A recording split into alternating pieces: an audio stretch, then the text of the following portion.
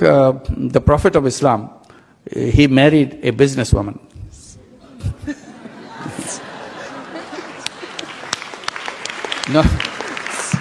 Not only he married a businesswoman, first he worked under her. She took a job. She took a job under her. Later, he married her. I said, if you want to be a good Muslim, you have to follow the footsteps of the great Prophet. And you have to marry a businesswoman. And if you can't find one, come to us. We have plenty of them. প্রায় সময় দেখা যায় আমার নবীর আম্মাজান খাদিজাতুল কুবরা আর আল্লাহর নবীকে নিয়েও দেখলাম কিছুদিন আগে একটা ব্যঙ্গ হয়েছে, মজা করছে। আপনি কি দেখছেন? হয়তো মজা করছে আম্মাজান খাদিজাতুল কুবরাকে নিয়ে। আরে বাবা, যারা আজকে এই আল্লাহর নবীকে নিয়ে তারা ব্যঙ্গ করে, আল্লাহ নবী আমাদের আম্মাজান, আল্লাহ নবীর প্রথম স্ত্রী আম্মাজান খাদিজাকে নিয়ে ব্যঙ্গ করতেছে। আল্লাহর নবী আম্মাজান খাদিজাকে প্রথম শাদী মুবারক করছিল। আল্লাহর নবীর বয়স তখন ছিল হুজুর 25 বছর, আর আম্মার বয়স ছিল 40 বছর। আল্লাহর নবীর বয়স ছিল তখন 25 বছর ছিল। কয় আল্লাহর নবী নাকি অর্থের লোভে কিংবা ওনার ব্যবসা ছিল, এইগুলো নিয়ে ঠাট্টা বিদ্রুপ করে।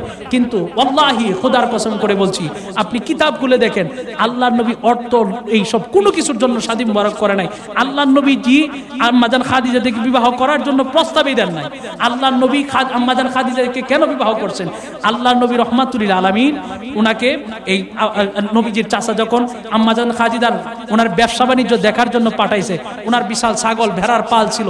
আল্লাহর নবী যখন মাঠের মধ্যে এই ছাগল ভেড়া চড়াইতো, চড়ানোর পরে আল্লাহর নবী যখন যায় একটু আরাম করতে শুইতেন, শোয়ার সময় আম্মাজান খাদিজা দালানের তার বাড়ির উপর থেকে, ছাদের উপর থেকে দেখতো আল্লাহর নবী রহমাতুল আলামিনকে আকাশের মেঘমালা ছায়া দিচ্ছে।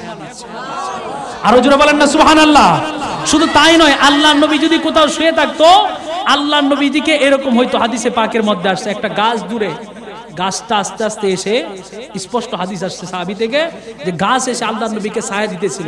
আল্লাহর নবী যখন উনি ঘুম মুবারক থেকে উঠছে, এই গাছটা আবার যেই জায়গায় ছিল ঠিক সেই জায়গায় চলে গেছে।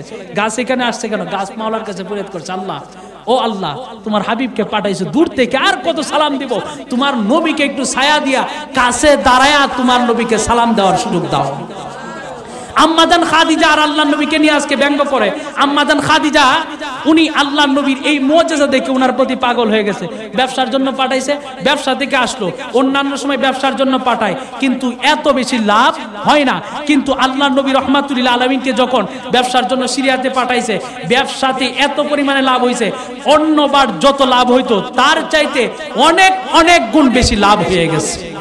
আম্মাজান খাদিজার ব্যবসা বাণিজ্যের মধ্যে অনেক বরকত হয়ে গেছে, আল্লাহ অনেক বরকত দিয়ে দিয়েছেন, অফুরন্ত বরকত, অফুরন্ত সম্পদ হয়ে গেছে।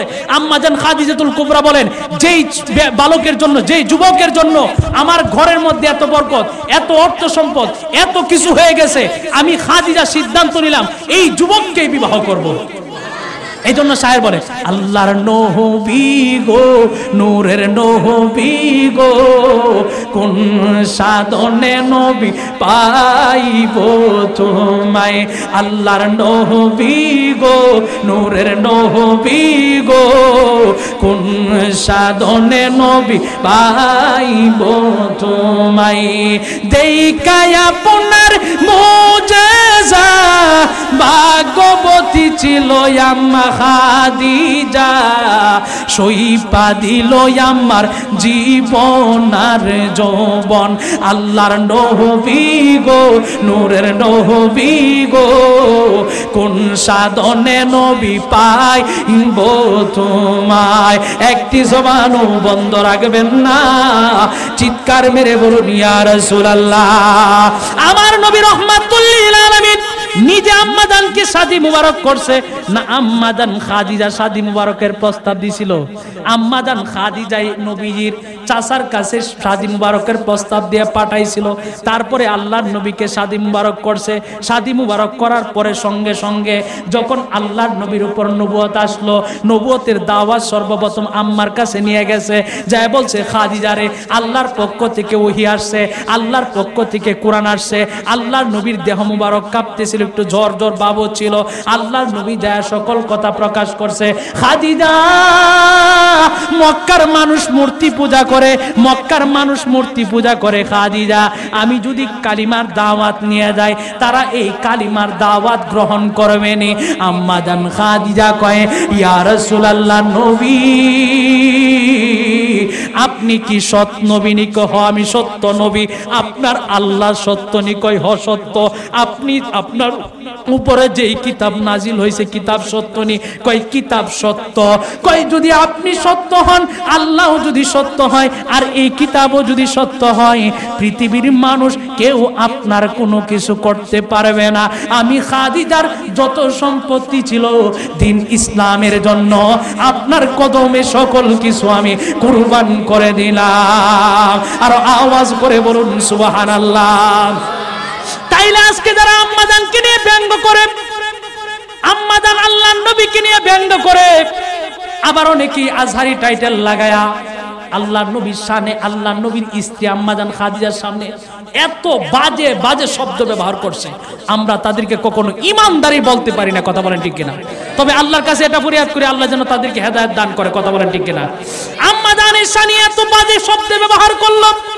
অনেক মানুষ আম্মাজানকে নিয়ে মজা করে, আল্লাহর নবীকে নিয়ে মজা করে। বাবা, আম্মাজান খাদিজা উনি আল্লাহর নবীর মুআজিজা দেখে পাগল হয়ে তারপরে আল্লাহর নবীর কাছে শাদী মুবারক হয়েছে, এবং সর্বপ্রথম আম্মাজান খাদিজাতুল কুবরা নবীজির কাছে কালিমা পড়ে মুসলমান হয়েছে। জুড়ে কি একবার বলা যাবে না সুবহানাল্লাহ? আজকে যারা দেখা যায় আমরা আম্মাজানকে যারা ভালোবাসি, প্রকৃতপক্ষে যারা নবীজিকে ভালোবাসি, এই বর্তমান সময়ে দেখা যাচ্ছে, বর্তমান সময়ে বেশি দেখা যাচ্ছে এরকম আলেমদেরকে মামলা দিচ্ছে। কথা বলেন ঠিক কিনা? আজকে দেখেন, এই গতকালকে তো আমাদের গিয়াসউদ্দিন তাহিরি সাহেব আমাদের সুন্নিয়তের দীর্ঘদিন যাবৎ কাজ করে আসছে, যিনি প্রশাসন বান্ধব মানুষ, প্রশাসনের সাথে তার খুব গভীর একটা সম্পর্ক। গিয়াসউদ্দিন তাহিরি সাহেব তিনি কাহারও বিরুদ্ধে কখনো বলে না। আপনি যত আলোচনা দেখবেন কাহারও বিরুদ্ধে তিনি কোনো কিছু বলে না। তাহিরি সাহেব দেখবেন কোরআন সুন্নাহর কথা বলতেছে, ওলি আল্লাহদের কথা বলতেছে। আল্লাহর কোরআনের নির্দেশ তো তাই, আল্লাহর কথা বলা, আল্লাহর রাসূলের কথা বলা, আল্লাহর ওলিদের কথা বলা, মাতা পিতার কথা বলা। তাহিরি সাহেবকে নিয়ে অনেকে ট্রল করতে পারে, মজা করতে পারে, কিন্তু কিছু কিছু বিষয় খণ্ডিত অংশ নিয়ে মজা করে। আপনি তাহিরি সাহেবের পুরো একটা আলোচনা দেখবেন, আলোচনার মধ্যে ওলি আল্লাহদের কথা বলে, নবীজির কথা বলে, মাতা পিতার আলোচনা করে। কথা বলেন ঠিক কিনা? এই গিয়াসউদ্দিন তাহিরি সাহেবের নামে আজকে দেখলাম যে গতকালকে একটা মামলা দেওয়া হয়েছে ওনার নামে। আমরা প্রশাসন সহ সকলের নিকট যারা এই বর্তমানে দায়িত্বরত আছে তাদেরকে আমি আমাদের পক্ষ থেকে বলবো, তারা যেন অনতি বিলম্বে গিয়াসউদ্দিন তাহিরি সাহেবের বিরুদ্ধে যে ষড়যন্ত্রমূলক যে মামলাটা করা হয়েছে, এই মামলাটা তুলে নিয়ে যেন তাড়াতাড়ি তাকে সেই মামলা থেকে যেন মুক্তি দেওয়া হয়। কারণ আমরা এটা বুঝতে পারতেছি, একটা হয়রানি করার জন্য আহলুস সুন্নাত ওয়াল জামাত, সঠিক তাসাউফপন্থী ওলি আল্লাহপন্থী যারা, তাদেরকে দমিয়ে রাখার জন্য তারা একটা চেষ্টা করতেছে যেন মাঠে ময়দানে সঠিক কথা, কোরআন সুন্নাহর কথা না হয়। আমাদের মনে হচ্ছে এটা এই পশ্চিমাদের কোনো একটা চাল হতে পারে। যাই হোক, আমরা ওইটা নিয়ে কোনো কিছু বলতে চাই না, কিন্তু আমাদের কথা হচ্ছে আমাদের ইসলামী বক্তা গিয়াসউদ্দিন তাহিরি সাহেবকে যে ওনার নামে যে মামলা দেওয়া হয়েছে, আমরা চাই ওনার এই ষড়যন্ত্রমূলক যে মামলা আছে, এই মামলা থেকে যেন তাকে মুক্তি দেওয়া হয়। আমরা আমাদের মগবাজার দরবার শরীফ এবং আমাদের মুর্শিদ কেবলাকে সামনে রেখে আমরা আমাদের প্রশাসন সহ দেশের সকল কর্মস্থল নেতৃস্থানীয় ব্যক্তিদের কাছে আমাদের পক্ষ থেকে আবেদন জানাচ্ছি, যেন তাকে অনতিবিলম্বে ওনাকে যেন এই মামলা থেকে মুক্তি দেওয়া হয়। আর না হয় আহলুস সুন্নাত ওয়াল জামাআতের পক্ষ থেকে, আহলুস সুন্নাত ওয়াল জামাআতের পক্ষ থেকে, প্রত্যেক তাসাউফপন্থীদের পক্ষ থেকে কঠিন কর্মসূচির ঘোষণা দেওয়া হবে। কথা বলেন ঠিক কিনা? আমরা ওলি আল্লাহদের পক্ষে আসি না নাই? আল্লাহ রাসূলের পক্ষে আসি না নাই? কোন সুন্নি বক্তা হক, আল্লাহওয়ালা হক, আল্লাহর ওলি, হক কোন মাজারে, হক কোন দরবারে, হক কোন বক্তা, হক কোন ইসলামী বক্তার উপর যদি কোনো ধরনের আঙ্গুল তোলা হয়, অবশ্যই তার দাঁত ভাঙ্গা জবাব দেওয়া হবে। কথা বলেন ঠিক কিনা? আমরা মৃত্যু পর্যন্ত প্রয়োজনে উহুদের ময়দানে, প্রয়োজনে কারবালার ময়দানে, যেরকম ইমাম হুসাইন 72 জনকে নিয়ে দাঁড়িয়েছিল, তারা হাজার হাজার হতে পারে, আমরা তাসাউফপন্থীরা ওলি আল্লাহর প্রেম নিয়ে মাঠে ময়দানে ঝাঁপিয়ে পড়তে রাজি আছি না নাই? সকলে রাজি আছি না নাই? দুই হাত তুলে দেখা যায় নারে তাকবীর, নারে রিসালাত, নারে গাউসিয়া, নারে গাউসিয়া, মগবাজার দরবার শরীফ। সকলে বলেন মারহাবা।